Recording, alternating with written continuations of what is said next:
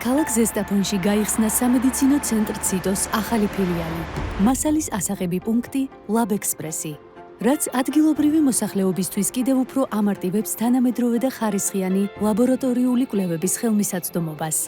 ეს არის მნიშვნელოვანი ნაბიჯი რეგიონში ჯანდაცვის სერვისების გაძლიერებისა და პრევენციული მედიცინის განვითარების მიმართულებით. 1997 წლიდან ციტოს თავაზობს საზოგადოებას ხარისხსა და ნდობაზე დაფუძნებულ ლაბორატორიულ მომსახურებას და დღეს უკვე თბილისის გარდა ხელმისაწვდომია საქართველოს 8 რეგიონში.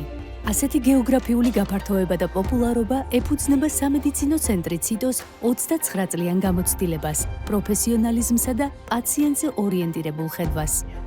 ციტო 2005 წლიდან ფლობს ხარისხის მართვის საერთაშორისო სერტიფიკატს ISO 9001-ს. ასევე პირველი სამედიცინო ლაბორატორიაა საქართველოში, რომელმაც მოიპოვა საერთაშორისო აკრედიტაცია ISO 15189 და ამ სტატუსს უწყვეტად ინარჩუნებს 2016 წლიდან, რაც აგრეთვე ადასტურებს ხარისხის მართვის სისტემის სტაბილურობასა და მაღალ სანდოობას. ციტოს გუნდი მიზანმიმართულად ანვითარებს ინოვაციურ, პაციენტზე ორიენტირებულ სამედიცინო სერვისებს, რომლებიც ეფუძნება საერთაშორისო სტანდარტებს და ემსახურება საზოგადოების ნდობის, უსაფრთხოებისა და ჯანმრთელი გარემოს განმტკიცებას. ციტო, გამოცდილება ხარისხი და ნდობა. აქციეთ ჯანმრთელობაზე ზრუნვა ჩვევად. ციტო, დღეიდან უკვე ზესტაფონშიც.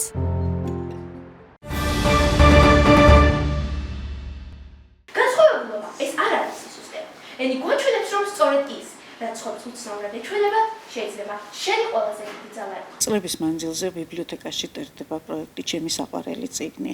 ეს პროექტი ითვალისწინებს იმას, რომ ბავშვები კითხულობენ სხვადასხვა კლასგარეშე ლიტერატურას, შემდეგ მოდიან ჩვენთან და ერთმანეთს უყვებიან, რა წაიკითხეს, რა მოეწონათ და თავის მეგობრებს ურჩევენ, რომ მათაც წაიკითხონ აღნიშნული ესა თუ ის ლიტერატურა. ეს პროექტი ძირითადად მაინც წიგნის კითხვის პოპულარიზაციას ეხება. ჩვენ წლების მანძილზე თითქმის ქალაქში არსებული ყველა საჯარო სკოლა იყო ჩვენთან და ბავშვებმა ერთმანეთი გაიცნეს, ერთმანეთს გაესაუბრნენ და ძალიან ნაყოფიერი იყო ყოველთვის ეს პროექტი. დღეს ახლა ჩვენ მასპინძლობთ მე-6 საჯარო სკოლას. ბავშვებს ძალიან კარგად ჰქონდათ მომზადებული თეატრალურად გააფორმებს კიდევ აი ამ წიგნების, ამ ლიტერატურის გმირების როლში გამოდიოდნენ და ძალიან სანახაობითაც კარგი იყო და რა თქმა უნდა ამას თავისი შედეგი აქვს, რომ ბავშვები ასე თუ ისე მაინც წიგნებს კითხულობენ. ჩვენ ძალიან დიდი არჩევანი გვაქვს წიგნების და ამას ნახულობენ კიდეც ჩვენთან წიგნად ფონდს, ახალ წიგნებს და მე მინდა მოუწოდო ჩვენს მუნიციპალიტეტში არსებულ სხვა საჯარო სკოლებსაც, რომ მათაც მიიღონ მონაწილეობა ამ პროექტში და რა თქმა უნდა ბავშვებისთვის იქნება საუკეთესო საშუალება ახალი წიგნების დასაკითხად. მე პირადად ძალიან ბევრი წიგნის შესახებ გავიგე, ამ საღამო ძალიან კარგად ჩაიარა. თავიდან ნერვიულობთ, მაგრამ მაინც კარგად გამოვიდა. რამდენიმე ხნის წინ გადავწყვეტ ზესტაფონის ნომერ 6 საჯარო სკოლის მოსწავლეებმა, რომ წიგნებისადმი პოპულარიზაცია ნაკლები იყო. ამიტომ გვინდოდა ესეთი პროექტი გავუკეთებინე, რაც ინტერესს გამოიწვევდა და შევქმნით პროექტი წიგნების სამყაროში. ამით ბავშვები ვაკეთებთ, რომ ვითომ წიგნის პერსონაჟები ვართ, ცოცხლდებით, იმ წიგნის სამყაროში გადაყოლს ადამიანები და ადამიანებსაც ინტერესები უჩნდებათ. ვფიქრობ, რომ ეს ჩვენი შრომა დღეს ძალიან დაფასდა, ძალიან კარგი პროექტი გამოვიდა, მაყურებელთაც მოეწონა და მინდა რომ კიდევ ბევრი პროექტი გავაკეთოთ და უფრო კარგი და კარგი ახალგაზრდები ჩაერთონ ამ ყველაფერში და შესაბამისად წიგნისადმი ინტერესიც გაიზარდოს, რადგან მართლა ძალიან ძლიერი საკანწურია ჩვენთვის. დემოგრაფიული მდგომარეობის გაუმჯობესებისა და ოჯახების მხარდაჭერის მიმართულებით საერთაშორისო თანამშრომლობისა და გამოცდილების გაზიარების მიზნით მიხეილ სარჯოლაძემ სამიტში მიიღო მონაწილეობა.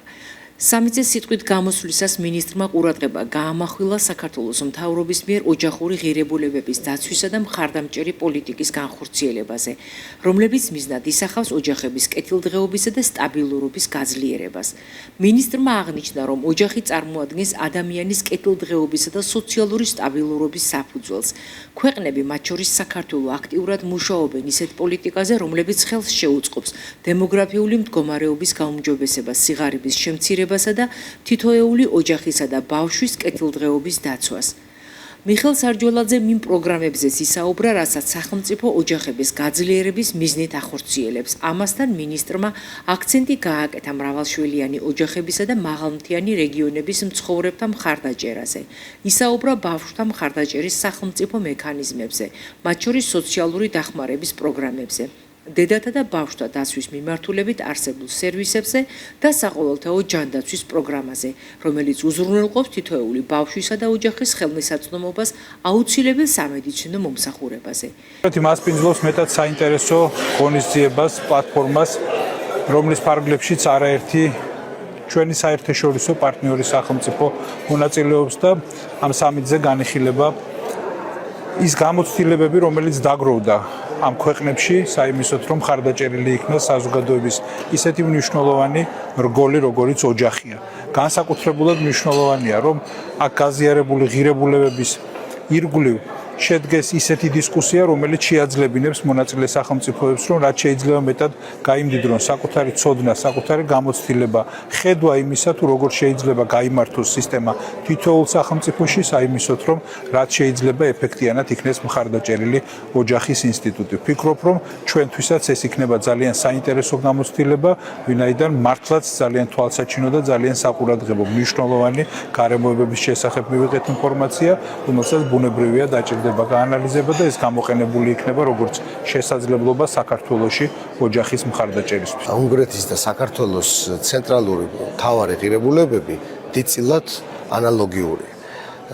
უპირველესი ამ ჩამონათვალში გახლავთ რა თქმა უნდა ოჯახური ღირებულებები და ჩვენ ვიმყოფებით ოჯახის მხარდამჭერ სამიტზე, სადაც ჩვენი ხელისუფლების წარმომადგენლის მინისტრის მონაწილეობა მე ვფიქრობ, რომ არის ძალიან მნიშვნელოვანი. იმისათვის, რომ საქართველოს თავისი პოზიციები წარმოაჩინოს ასეთ მნიშვნელოვან საერთაშორისო ფორუმზე. Georgia and Hungary are strong allies. Strong allies on the normality side of the world. Strong allies on sovereignty, because we need strong nations. And the strong nations are built on strong families. That's why we are pro-family countries. And that's why we are proud of our culture and we are proud of our nations. Thank you for participating Pro-Family Summit, where our countries who want to network, who want to rebuild the value-oriented family nations. 20 წლამდიან უვადო თავისუფლების აღკვეთა ემუქრება ნარკოტიკული საშუალების შეძენას შენახვისა და უკანონო რეალიზაციის ხელშეწყობის ბრალდებით დაკავებულ ირანის მოქალაქეს.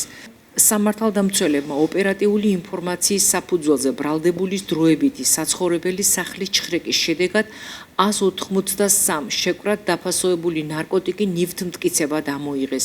საგამოძიებო მოქმედებების შედეგად პოლიციის მიერ ასევე ამოღებულია ნარკოტიკული საშუალების დაფასოებისთვის საჭირო მასალებიც. შინაგან საქმეთა სამინისტროს საპატრულო პოლიციის დეპარტამენტის თანამშრომლებმა ასევე განსაკუთრებით დიდი ოდენობით ნარკოტიკული საშუალების უკანონო შეძენა შენახვისა და რეალიზაციის ხელშეწყობის ბრალდებით 1983 წელს დაბადებული პირი დააკავეს.